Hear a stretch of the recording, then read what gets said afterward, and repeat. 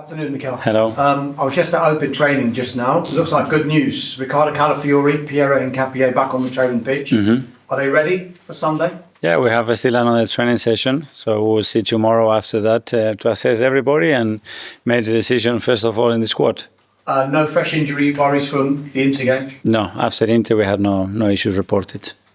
Just on a selection headache that you might have now, and a welcome one, I'm guessing, with Gabriel Jesus and Viktor Gyokeres and the returning Kai Havertz. Something that you wanted maybe from the start of this season, isn't it? Yes, we were waiting for that, and with the amount of games that are coming up, they're all going to have opportunities and minutes, obviously. So great to have them back, and especially to have them in good form. I've asked you this before about Viktor, actually, in that he had to start the season effectively without Jesus and Kai Havertz. Now that they're back, how much do you think is not going to just help Arsenal, but help him as well? Yeah, well, he started without a pre-season as well, and a lot of minutes and a lot of responsibility on him. And now the fact that we have other options as well, I think is something really positive, especially for the squad. And you could see the other day, so Gabi scoring 2 goals, Viktor coming in and making an impact to win the game. Sunday we'll see you come up against Manchester United and Michael Carrick. How much of a tougher proposition do you think that game is compared to maybe 2 or 3 weeks ago? Yeah, well, obviously, Michael coming in is going to bring new ideas. Always the intensity rises up. You could see in the derby in Manchester the kind of behaviors and the game that they played. So, yeah, we expect a really tough match. We will add up to that for sure. But we are at home and we know how important that game is for us. Can I just ask you about Ethan Nwaneri? You know he's out in Marseille. It looks like it is going to be an agreed deal with Marseille for the rest of the season. From your perspective, how hard a decision was it, and what were the key factors behind it? Yeah, well, I think the deal is quite close, but yeah, it's something that we constantly have to be monitoring. I think the talented young players that we have, they need minutes, and in this case, Ethan wasn't having enough minutes, and the last thing that we want is cut his development because he's such a talent and someone that loves and breathes football. That's his life. And after having a discussion with him, with his father, the agent, and the club, we decided that the best thing to do it was to leave and go on loan, and then we have to pick the right place. And having all the options, understanding the experience that we had in Marseille as well with Willy, the fact that Roberto is there and he's an incredible development of young talent, and he's a really courageous manager in the way he plays, by the way he plays with young talent as well, and he has a big track record about that. And I think it fits the way of playing for the qualities that we want to see for Ethan. So it's going to be a great experience for him. Mikel, you would have been a teenager, I think, when the Arsenal-Manchester United rivalry was its absolute fever pitch back in the late 90s, early 2000s. How big an impact did that rivalry have on you, and did it make you think, I want to be part of the Premier League because of that particular rivalry that was happening then? Yeah, and you guys sell it so well, especially in Spain. You could see the tension and the rivalry and those individual battles that they were there as well that make the game really, really special. So, yeah, obviously 2 massive clubs that they've been fighting at the highest level for so many years. And yeah, we want to try to have the best possible game to win it. It has thrown up so many incredible moments, some incredible rivalries as well, that fixture. Does one stand out for you? What was your first memory of it, or your most memorable one back from then? I don't know. There are a lot, but obviously just before kickoff as well, a lot of the things that were going on, and that's rising up the tension, and then obviously the atmosphere in the stadium. But yeah, some incredible players as well on that era as well, that they've been absolutely legends of this league. So that's what it makes it so exciting. Thank you. Thank you. Got a Jake from the Premier League. Hi. On Sunday then, against Manchester United, how different a side do you think you face from what you saw in the derby compared to perhaps before Michael Carrick took charge?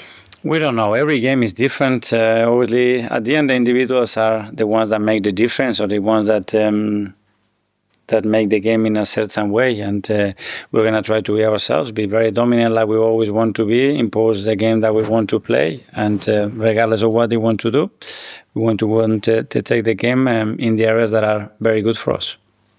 And you mentioned the other 2 strikers who are now back to partner Viktor Gyokeres. Do you think that gives you confidence that he can get back to the form that he showed as to why you wanted to sign him in the first place, in front of goal? Yeah, it's a lot of things that have to happen for consistently being able to produce those performances and numbers. But we have different relationships around him as well, because Kai is a player that can play in the two attacking midfield positions.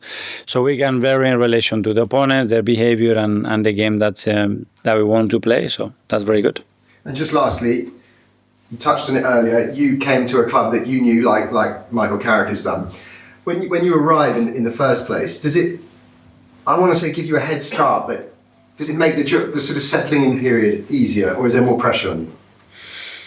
I don't know. First of all, it's the feeling that I had towards the club, because I played here, and that's unique. That brings something extra. And the fact that you know a lot of people, in my opinion, is something very beneficial. And understanding the history of the club from the inside, and then you have to acclimatize and adapt to the circumstances and start your job. Tom from Reach. Hi, Mikel. Hi. There's some data that's come out that suggests that you're playing currently with the highest defensive line in the league, and you're playing against the lowest defensive lines in the league. Do you think the Premier League's almost boiling down to a point that the team that wins the league is the one that's best equipped to break down these low blocks? Well, that is one of the weapons that is necessary, because a lot of teams are doing that. But as well, we can see more and more the man-to-man game that is conquering not only the Premier League but Europe, I think, as well. So you need to dominate all the phases in the game if you want to have the chance to win major trophies. We've seen now you scored 10 goals against Inter Milan, Atletico Madrid and Bayern Munich across those three massive European games. And you see the difference between European and domestic football. How different do you have to set out to prepare for each competition now?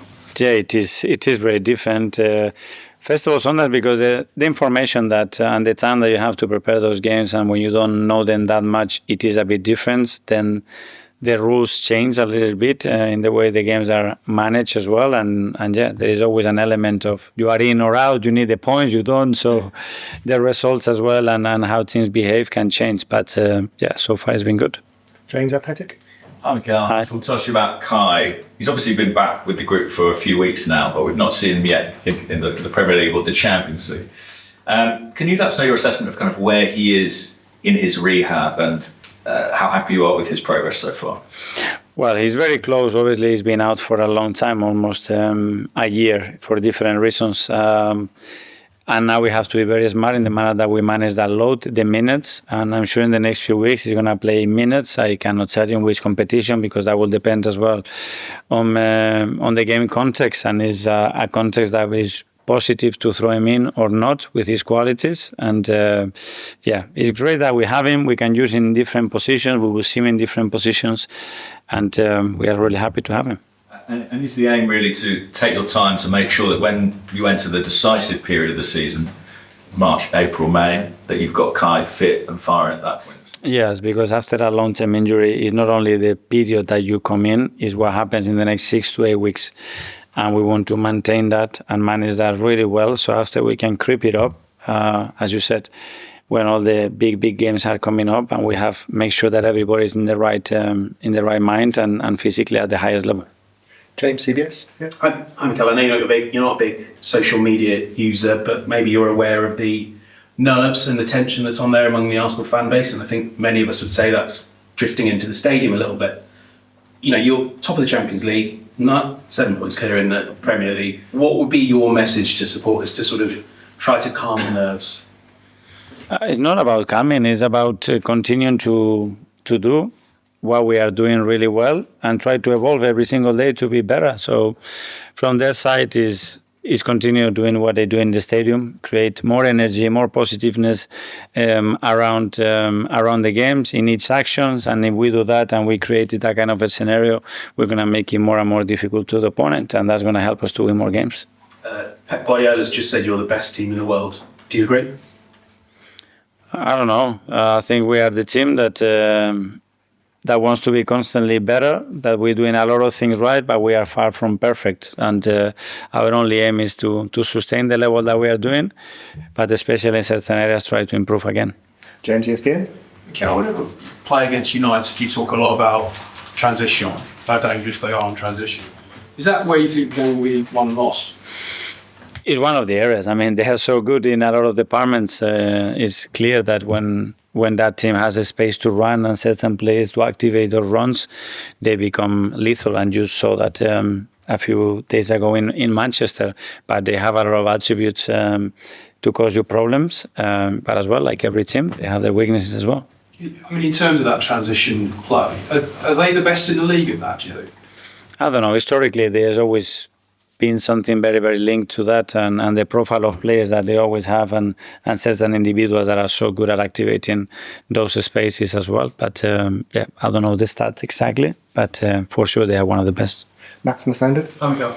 Ask about Calafiori. It's obviously so unique in the positions he takes up, particularly in the attack. How much has the balance of the team sort of been impacted by missing those specific qualities? We try to adapt to the qualities of our players, and certain players give us more dynamism and more options in terms of the spaces that they can occupy and where they are comfortable and how they can link between them. And others are probably more static and more fixed and more positional. And Ricky's quality is that he can be very fluent in many spaces. And just one on Bukayo. I think it's 12 matches without a goal, which is the joint longest of his career at Arsenal. What do you sort of put that down to? Well, that's a possibility always, but the impact that he has in games around all the attacking process for us and the attraction that he has in the opponents as well, opening up spaces for other players. We want him obviously scoring and assisting in every match, and that has to be the aim at the level that he has. So we keep working on that. Okay, last couple in the As Live. Charles from goal. Hi, Mikel. Just back to Kai quickly. I remember it was about a year ago you called him like a genetic powerhouse because he's so used to playing and he's stayed fit so much in his career. Do you think sort of mentally after such a long time out it's going to be quite difficult for him to kind of trust his body when he does get back? Is that something he's going to have to work on? I don't think so, because he's a player that has an unbelievable track record, and what happened, okay, it happened. And you have to go through that in your career at least once. You know, he's gone through that period that has enabled him as well to learn more about the game, about his body, and probably about how much he loves playing and how difficult is his life when football is not a big part of that. And he looks really, really hungry. And I'm sure we're going to see a very good version of Kai. Just quickly on Ethan, at a similar age in your career, you took a big move leaving Barcelona to go to France on loan.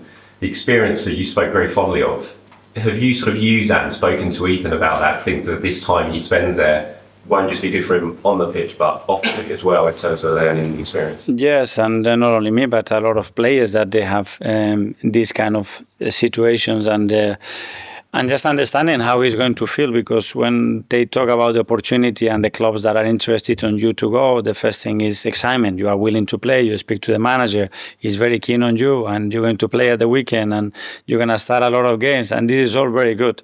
But one day you have to go, okay, pack your bags, this is the flight tickets, and you have to go to Marseille. And whoa, wait. And that is fear, is insecurity, is getting out of a place that has been really comfortable for him, around his family.